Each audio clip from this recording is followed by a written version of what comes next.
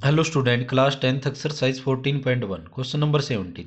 A lot of 20 bulb, 20 bulb के अंदर से 4 आर डिफेक्टिव, 4 क्या है डिफेक्टिव है। 1 bulb is drawn at random, एक बल्ब को निकालना है, हमें ड्रान करना है फ्रॉम द लॉट, इस पूरे में से।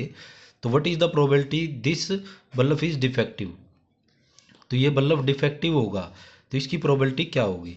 तो सबसे पहले हमारे पास बल्ब की संख्या लिखें। तो पहले पार्ट को सोल्व करने से पहले defective bulb is equal to में कितने हैं 4, और गुड बल्ब कितने हमारे पास, गुड बल्ब या नॉट डिफेक्टिव कितने हैं 16, और टोटल बल्ब हमारे पास कितने हैं, टोटल बल्ब हमारे पास है 20, 20 बल्ब हमारे पास टोटल है। तो पहले पार्ट में डिफेक्टिव बल्ब आने की प्रोबेबिलिटी पूछी गई है। तो प्रोबेबिलिटी ऑफ गेटिंग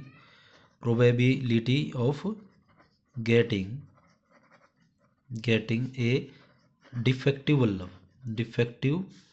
बल्ब।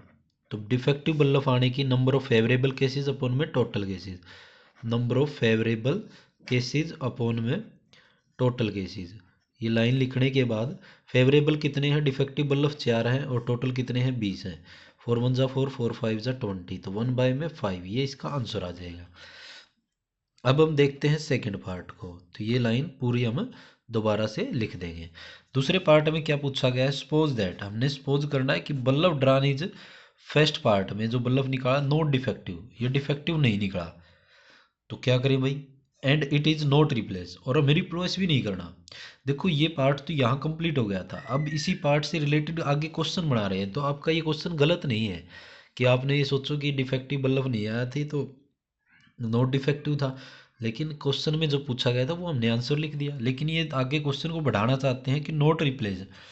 तो now the bulb is drawn, फिर दोबारा से बल्ब निकाला जाता है रैंडम फ्रॉम द रेस्ट, बचे हुए बल्ब में से एक बल्ब निकाला जाता है।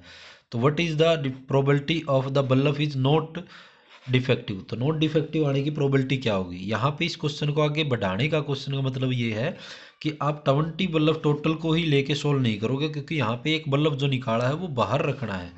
बस इसके अंदर क्या है, इट इज गिवन दैट, ये हमें देखना है द बल्ब, कौन सा बल्ब था वो गुड बल्ब। तो जो no good bulb put side, हमें एक साइड में रख देना उसको, या फिर नॉट रिप्लेस, ये बात लिख सकते हैं हम।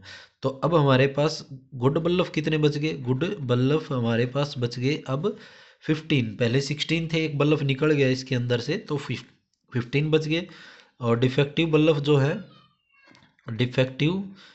जो है वो तो 4 के 4 हैं। अब टोटल बल्ब कितने हो गए, मैन यहाँ पे बनता है टोटल, टोटल अब हमारे पास 19 बल्ब हो गए।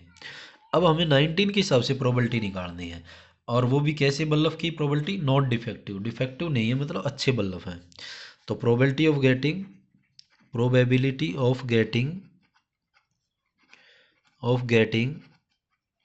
ए नॉट